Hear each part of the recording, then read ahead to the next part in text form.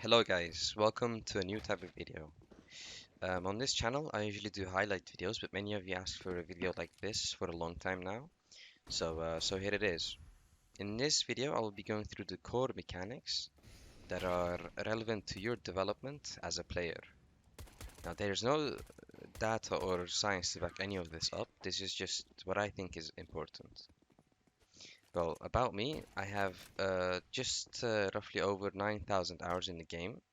I've played at a decent level of Team CS, having reached number 70 in the world on 2 different occasions. First time being with Turkey 5, with players such as Paz, Engin, Imor, and also with coach Hartzal. And a second time being more recent, just about a year ago, with Lowland Lions, with Benelux players Blackie and Bernard, and also Latvian player Shield and Danish player QQ. I think it might also be relevant to some of you to mention that I'm about 4,500 elo and faced as well, which would be, I would guess, like top 200, top 300 Europe maybe. So I think it's safe to say I know what I'm talking about. Anyway, let's get into the video. I think with any FPS game, aim is a big part of your success. I think, however, in CSGO, aim gets less important the better you get. Now, obviously, it's still a detrimental part of being a good player, and it's still very important at a high level. So let's get into it. General aim. Now, this is just something you just develop over time. All you need to do is just play as much as you can with the goal of improving. Play deathmatch, play aimbots, play pugs, play retake servers. All it comes down to is just play. You need to play a lot to get better. And that goes for a lot of things in CS, not just aim. Now, let's get more in depth regarding aim. Let's get into crosshair placement. Now, crosshair placement is a basic but incredibly important part of aiming. You've probably heard it and seen it in every guide you've come across, but I just can't help but repeat it. The amount of free kills you just get by having your crosshair at head level is absurd. I still see at face it, at 4K elo pugs that players would just aim at the ground, at all times. Sometimes I spectate people walking up car, and I just see them aim kind of at the ground, They don't even take into account where people could be. So really anyone could improve at this. So let's start off with giving you an example. You should just pretend that at every angle there could be an opponent.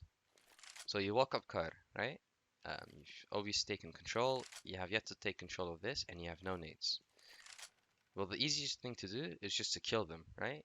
I mean, killing the opponents is better than taking control. So you just try and aim at every corner at head level, you know? And then you gotta take into account the angles as well they could be playing, right? So you come across this, head level, could be there, head level, right? So keep playing head level, like keep aiming head level, right? So you come here, could be here, head level, at all times, right? Off angles here maybe. So crosshair placement is really important. And the way you can improve this, just being aware of your crosshair, just making sure it's like at head level. You could also practice the crosshair placement on like pre-fire maps. There's maps in Workshop. I think you just have to type in pre-fire maps where there's like bots in common angles, and you just come up and you just try and like have good pre-aim, with good crosshair placement. You just try and kill them. But yeah, crosshair placement is a big part of a player's success. I can show you a couple of examples of good crosshair placement right now. I'll put it on the screen so you guys can see how important crosshair placement is to a player. Gives you a lot of instant free kills, and it's most definitely the difference between multi-kills and just getting one and getting traded. To that B. Both. Wait, I can go behind them. So wait. Nice. One more B. Swing CT. He plants now. Molly, A side. Out. One more dead, out. I'm blind. Coming door. Zero dead. That door, last one through nades, I think. Okay, so we have had general aim, crosshair placement, And now we're gonna talk about clearing angles. Just walking into B on Inferno T side, right? So the obvious angles are like CT, right? So CT, coffins. This is exactly how I would do it, right?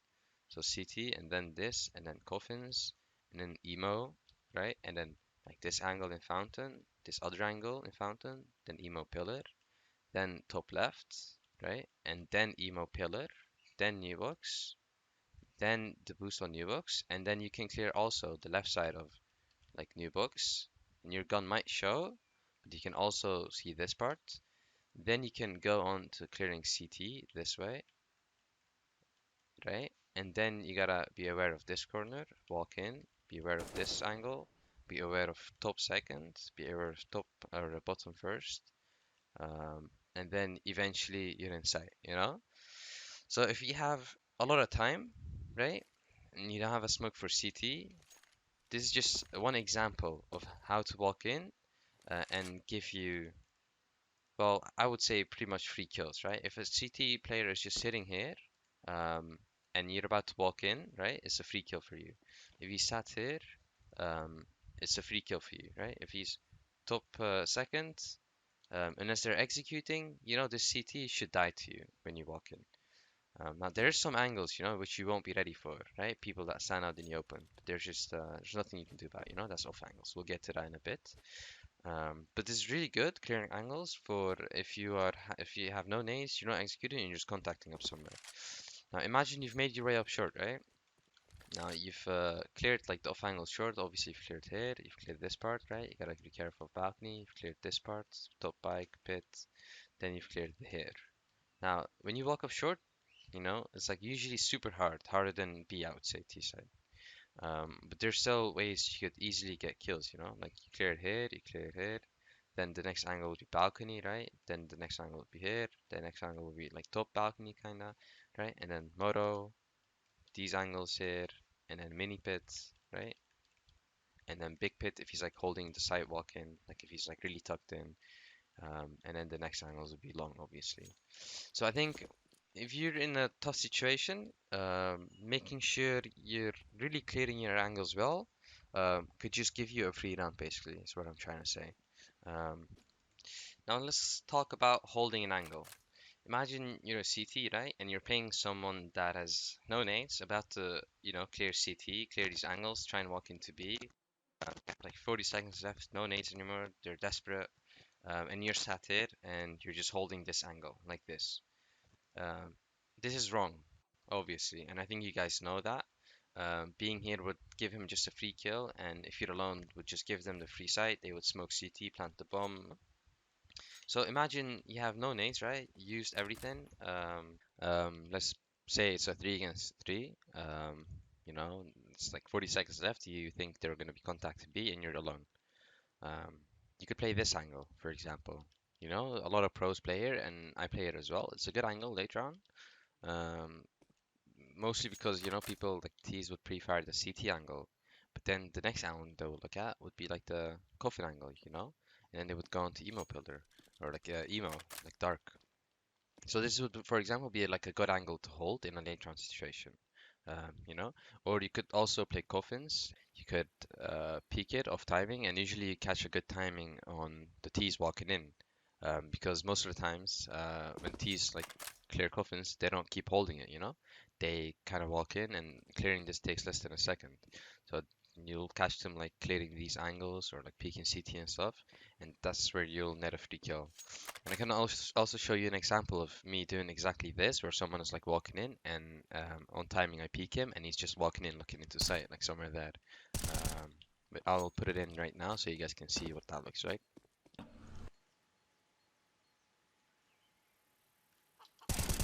But anyway, playing late round situations, playing good angles, off angles that people don't expect, would be really strong. Also, another good one is like playing like kind of here, kind of in the open. If you know like they can't be CT spawn, and you know it's like a 3 against 3 or 2 against 2, and they most likely have no smoke left, or you think they're gonna contact. This would be a good angle to play as well. They won't really expect this, and you could also see their like gun barrel. So that's a good angle as well. But in general, you know, like you could take banana for example. You could play like kinda like, you know, if people are here, they'll be up here, but you could play here, for example. They wouldn't expect this, and if they do, you know, they would be like this, and then like they would clear this, and then they would go like that. You know, they wouldn't expect that. Let me also show you an example of this off angle on sandbags that got me 3 kills just yesterday. This goes to show, when you play in angles that people don't expect, you play in off angles, you'll just get multi kills. One more close top B. Two more. Calm down. Nice.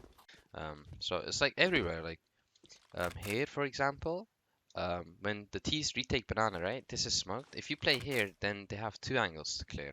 So they're gonna clear this, but at the same time clear this corner. So when you're holding here, you have a good chance that he's clearing this corner, and then you're in a good angle to kill him. So that's another example. Let's see if there's one more. Be if you're pit, late round situation like this, you know, side walk in, peak balcony walk in on timing. Those are like all good angles. There's like many examples I could give. But those are all good, like late round situation. In a situation, although, where it's like a 5 against 5 and they have full nades and they're about to execute, you can't be playing here, obviously. You know, you can't be playing here. You could be playing coffins, but I would like recommend against it. Why? Because you know they just smoke you off. They do this 2 simple smokes, and if you're playing in any of these positions, you know you might try and block the smokes, but most of the times you won't be successful. So playing committed into the site is your best bet, and you could have one guy maybe playing coffins or one guy playing CT to support you, and then one guy playing in the site. But playing in the site when it's 5 against 5 is recommended the most. So good angles to play when you're like 5 against 5, you know. New bugs is like a good angle to like spot. They can't headshot you really well because there's like a string here. You could go like maybe for a kill and then like use your smoke to extinguish the molly, you know, play with your teammate. You could hold like this angle in an execute. This is good. Like this dodges pretty much the CT bounce flashes that like bounce off here into there. Dodges the god flash that like pops here. This is a good angle. If you have an AWP, like dodging flashes, playing here is good, you know.